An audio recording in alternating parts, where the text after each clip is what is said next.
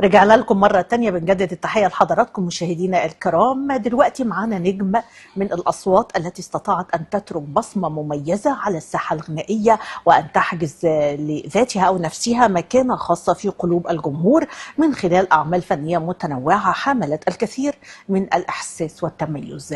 ضيفنا اليوم فنان استطاع بصوته العذب وحضوره اللافت أن يصنع حالة فنية خاصة، مقدما مجموعة من الأغاني التي لاقت تفاعلا واسعا بين محبيه، ليصبح واحدا من أبرز المطربين الذين نجحوا في بناء قاعدة جماهيرية كبيرة بفضل موهبته واجتهاده ورؤيته الفنية المميزة. في هذه السهرة الفنية نصحبكم في رحلة بين محطة النجاح وذكريات البدايات وأسرار الأغنيات التي صنعت حضوره، كما نتعرف أيضا على رؤيته للغناء والموسيقى وطموحاته الفنية خلال المرحلة المقبلة. يسعدنا أن نرحب اليوم بضيفنا الكريم المطرب علي سليم. أهلا بحضرتك يا فندم. أهلا بحضرتك والسادة المشاهدين. دائما نسعد الحقيقة بوجود حضرتك، خاصة في المناسبات الوطنية العظيمة العزيزة علينا جميعا. بداية عايزين كده نتكلم عن بداية مشوار الفنان علي سليم، خاصة أن حضرتك من الأصوات الطربية الجميلة التي قلما نجدها في هذه الأيام. شكرا يا فندم. يعني البداية طبعا احنا قلناها قبل كده في البرنامج، بس بنعيدها تاني. طبعا السعادة ليا ان انا يعني مع حضراتكم، وبشكركم طبعا على الدعوة واني بشارك في الاحتفالية الجميلة دي والمناسبة العظيمة دي يعني. وبحيي حضرتك وأسرة البرنامج والسادة المشاهدين، وبهني مصر وشعبها كله بالمناسبة الجميلة دي يا رب. طيب، بدايات الفنان علي سليم هو البدايات طبعا كان في المرحلة الابتدائية وكنت بحب الغنى، وبعدين كان عندي مدرس كده كنت باخد بيحب العود كده، وبعدين كنت حضرتك بتحب طبعا حصص الموسيقى على اي مادة تانية. وبعدين بقى ابتديت اخش المعهد وادرس وكده. دي جميل. البدايات. طيب، بما اننا تحدثنا عن البدايات، فهتكون بدايتنا النهارده مع اغنية ايه؟ هو طبعا بالمناسبة اللي احنا بصددها يعني دلوقتي، اللي هي 30 يونيو، احنا عملت غنوة من الاغاني اللي انا بعتقد انها مهمة جدا، اسمها انا مصري. انا مصري. شاركنا بيها قبل كده معاكم. اغنية كانت جميلة الحقيقة بصراحة. وكانت هي كانت مع يعني نزلت في التوقيت ده في المناسبة دي. الله. اسمها انا مصري، كلمات الشاعر الدكتور كمال فريد. نعم. ولحن وغناء، وصورناها واتذاعت على التلفزيون، واتمنى تذاعوها برضه، تشاركوا طبعا معانا في المناسبه دي. اكيد. طب ممكن نغنيها يا فندم؟ عينيا. طيب اتفضل. احنا عايزين نسمع النهارده اكتر ما هتكلم، يعني عايزه استمتع. شرف ليا بصوت حضرتك في هذه المناسبه العظيمه. اتفضل يا فندم.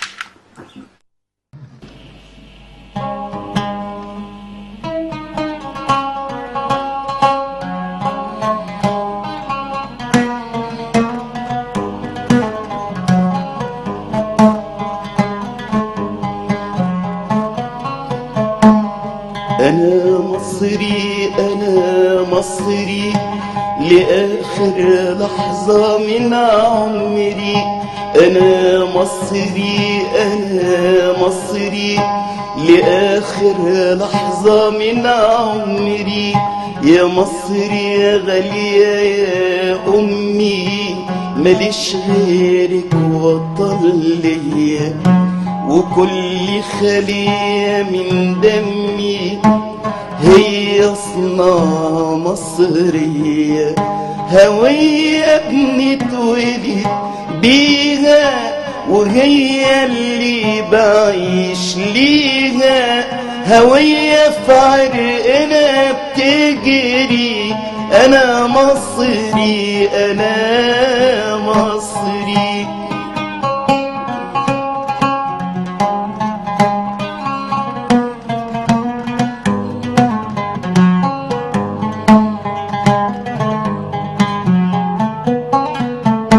مفيش في الدنيا دي حسنك وكل الدنيا بتحبك. مفيش في الدنيا دي حسنك وكل الدنيا بتحبك. يا واخدة الكل في حضنك وفتحة للوجود قلبك. انا قلبي عاشق نيلي، عاشق صبحك، عاشق ليلي. انا قلبي عاشق نيلي، عاشق صبحك، عاشق ليلي. متيم بيكي من صغري، انا مصري، انا مصري. أغنية جميلة وصوت حضرتك عذب، يعني من الأصوات العذبة الجميلة اللي حضرتك بتعبر حتى أثناء الغناء الحمد لله. وبشكل جميل الحقيقة. يمكن حضرتك اتكلمت عن البدايات، ولكن المرحلة المهمة اللي تعتبر نقلة في حياة الفنان علي سليم، حياته الفنية. هي طبعا كان ألبوم كنت نزلته، كان طبعا باشتراك مع شركة دي كي الإنتاج الإعلامي ومدام أماني كامل. نزلت الألبوم اسمه حياتي معاك. نعم. ده فيه حاجات مهمة جدا ويعني طبعا كان ليا الشرف ان انا اتعاون مع اسماء كبيره بس بدون ذكر طبعا اسماء الشركات يعني. لا خلاص اوكي حاضر. هو جميل. طبعا كان ليا بقى يعني تعاونت طبعا انا والموسيقار محمد ضياء، جميل، والشاعر الراحل ناصر الجيل. كان معايا الراحل برضو هاني الصغير من الشعراء. كان معانا طبعا الاستاذ عبد المنعم طه.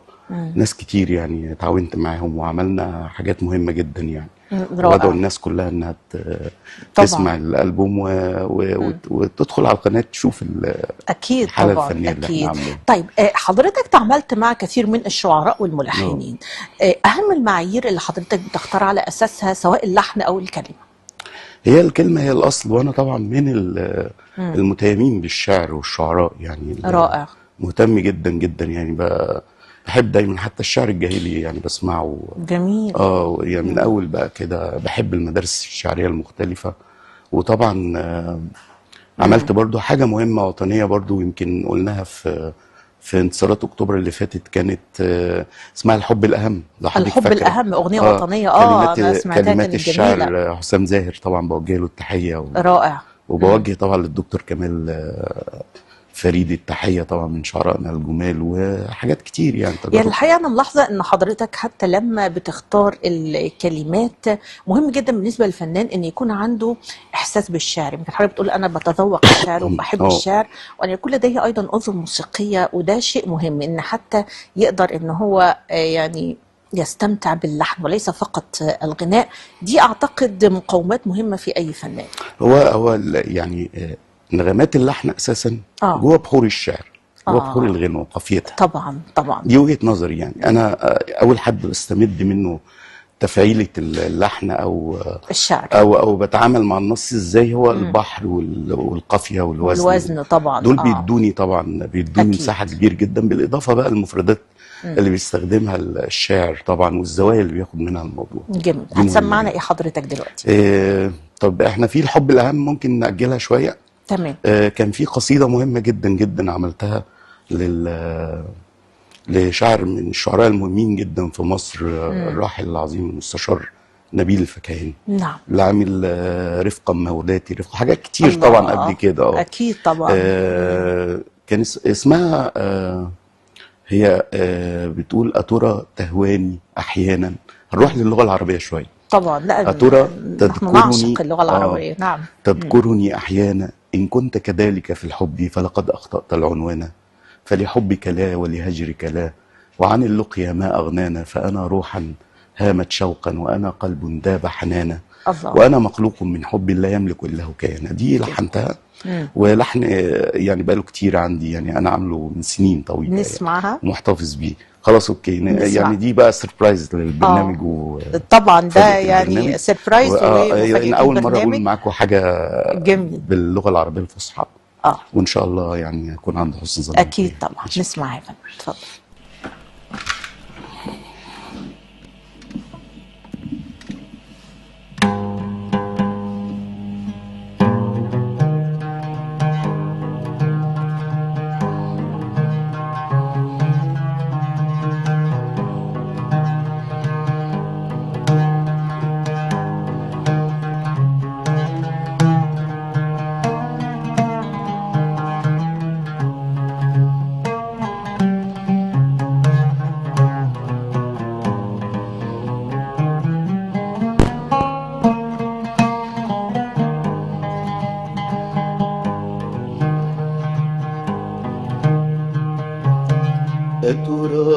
تهواني أحيانا أترى تذكروني أحيانا أترى تهواني أحيانا أترى تذكروني أحيانا إن كنت كذلك في الحب فلقد أخطأت العنوانا أترى تهواني أحيانا أترى تذكروني أحيانا إن كنت كذلك في الحب فلقد أخطأت العنوانا فلحبك لا ولهجرك لا فلحبك لا ولهجرك لا وعن اللقيا ما أغنانا ما أغنانا فأنا روحا هامت شوقا وأنا قلب ذاب حنانا وأنا مخلوق من حب لا يملك إلا كيانا قد عشت زمانا بالحب وأعيش على الحب زمانا قد عشت زمانا بالحب وأعيش على الحب زمانا وأعيش على الحب زمانا وأعيش على الحب زمانا. قد ايه جميل الغناء والتغني بالقصائد باللغه العربيه. هل حضرتك شايف ان الغناء باللغه العربيه الفصحى يجد نفس الحقيقه الواقع كالغناء خلال الاعوام او ربما العقود السابقه، ام نحن نفتقر الى مثل هذا الجمهور يعني الذي يتميز باذن موسيقيه تستمتع بالشعر الفصحى؟ لا، هو الجمهور مش يعني بيسمع، يعني الجمهور لسه في حد بيسمع؟ موجود. الفن ده شارع كبير قوي قوي، مليان ظهور مختلفة قوي قوي والناس بتستقبل. قد ايه انا استمتعت بالاغنيه وحتى وحضرتك بتقولها باللغه والضبط والتشكيل، حاجه جميله. يعني احنا ممكن يعني اي طفل او اي متلقي يتعلم من هذه الاغنيه قواعد للغه العربيه مثلا.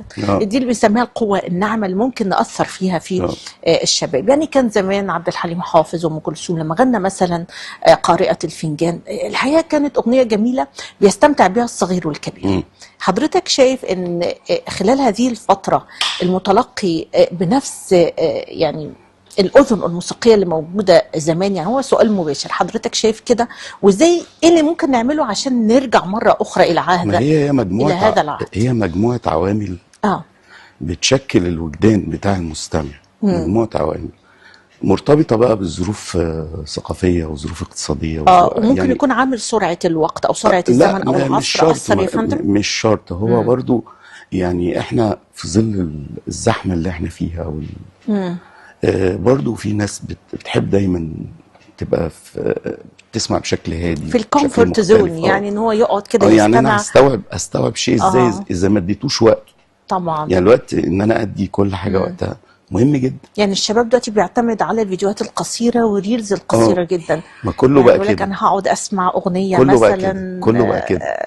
بالفصحى ومدتها تكون طويله، ما كله ده كله بقى ولكن كده. هذا هو التذوق. يعني هذه هي الحياه، اللمسات الجميله اللي بيتركها الحقيقه الفن فينا وفي ما نفوسنا هو جميعا. حضرتك يعني هي الفكره بس في ايه؟ ان احنا بقينا مستعجلين في كل حاجه، صحيح. فالحاجات فقدت بقى التفاصيل بتاعتها حلوه قوي بس. التفاصيل او اه الديتيلز دي. اه طيب هتسمعنا ايه يا فندم؟ تاني اه مش حاضر. احنا عايزين نسمع النهارده كتير جدا، مش عايزين حاضر نتكلم. حاضر، شرف كبير والله.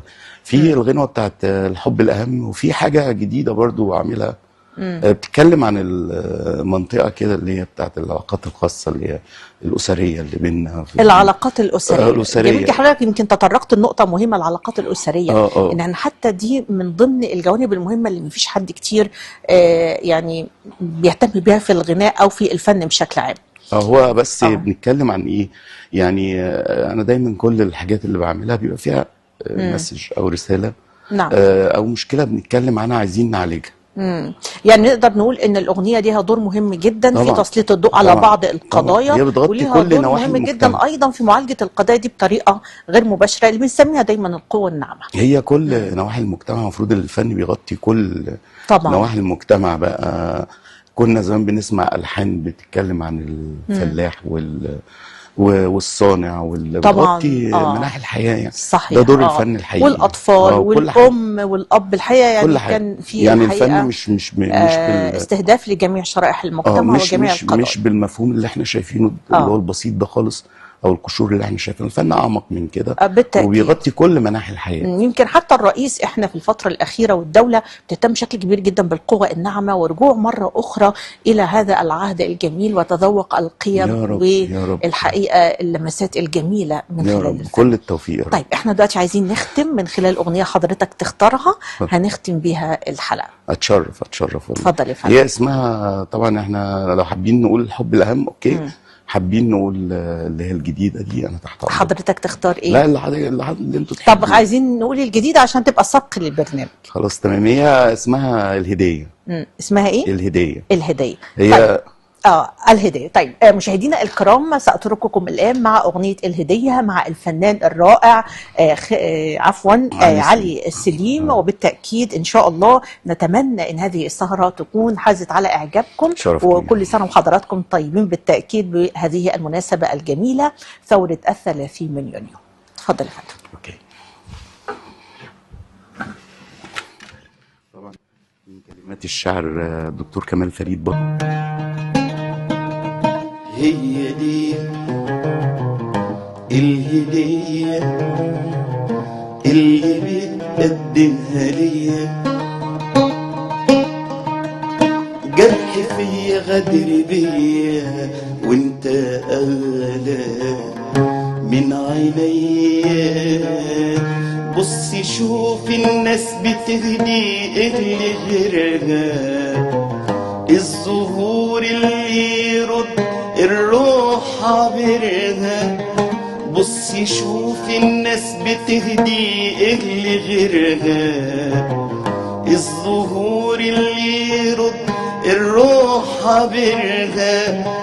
اهدي ليا وردة من ضمها الحب وسكنها، وردة بالأشواق غنية.